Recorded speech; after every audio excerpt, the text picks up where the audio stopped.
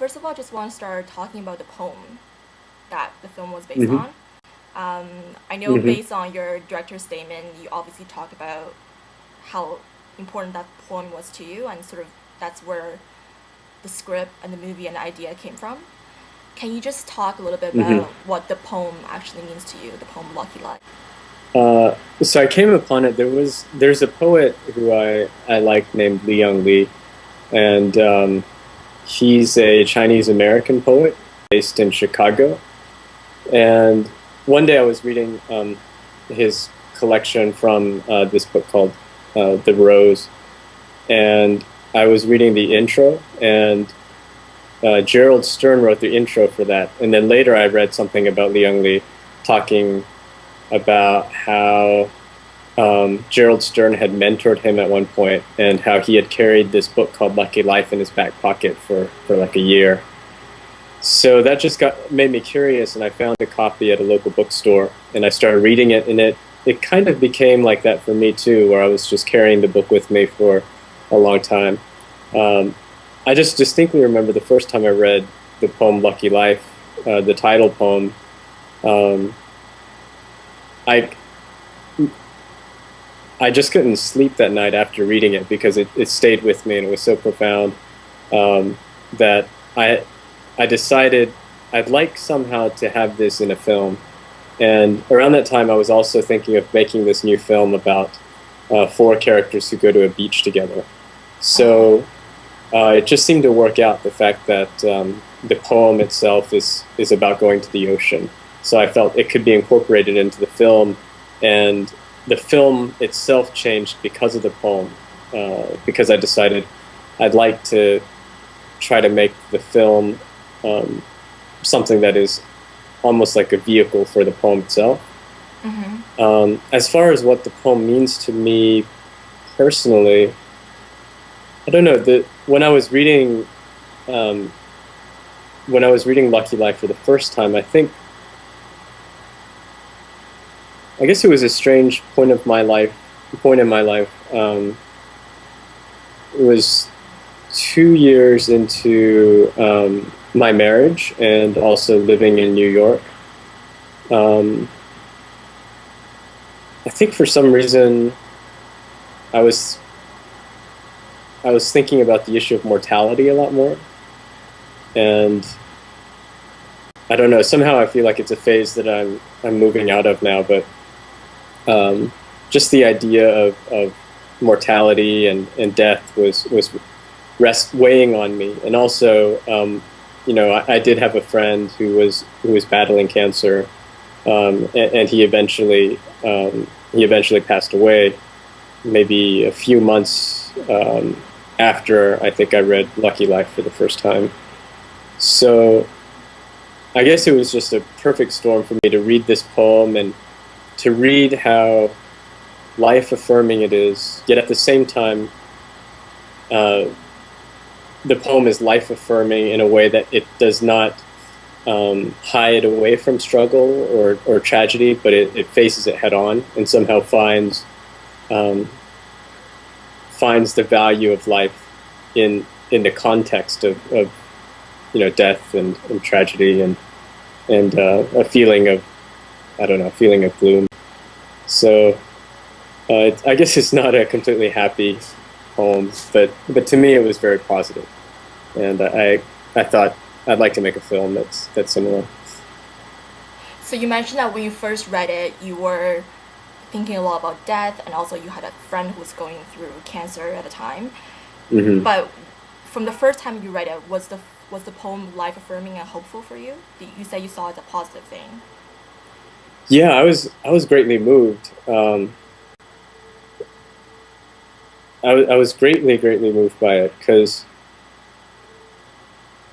sorry, I guess it's difficult to articulate my feelings behind this poem. Um,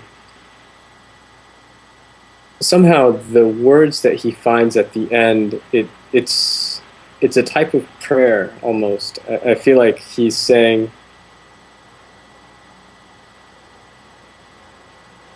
in the first part of the poem, he talks about almost like the horror of life, and Yeah. and tragedies in life, but somehow in the end he kind of shows what's at stake, what it is that we actually do have while we're alive. And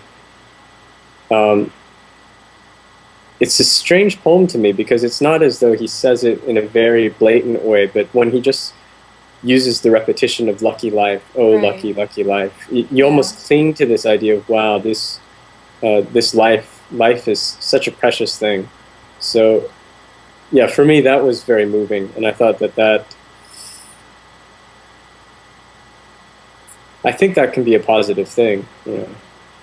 I think it can be a positive thing to simply affirm life, even though you're looking at it from the viewpoint of